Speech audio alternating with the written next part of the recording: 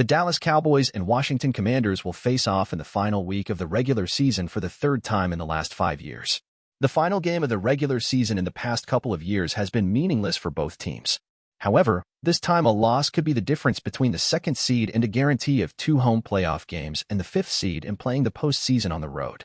The Commanders currently hold the number 2 pick in the draft, and their injury report could be an indication of whether or not they will be competitive this Sunday. Each team has had some key players sit out practice this week, but here are the final game designations.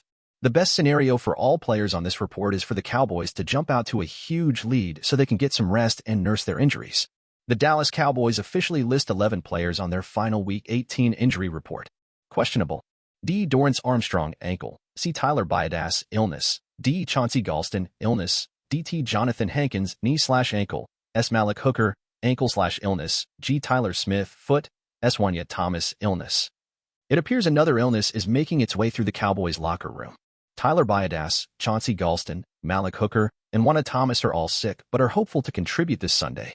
New to the injury report this week is Dorrance Armstrong, listed with an ankle injury. He will give it a go versus Washington.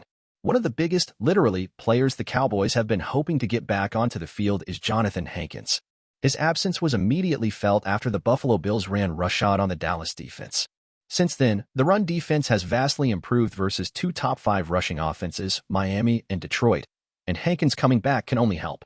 The other key player that could miss the game is Tyler Smith. He tore his plantar fascia last week in the victory over Detroit, but the absence of Commanders' DT Jonathan Allen may prompt Dallas to rest the second-year guard. No designation. RB Rico Dowdle, ankle; T. Chuma Edoga, illness; D. Viliami Fehoko, a knee; RB Hunter Luepke, thigh.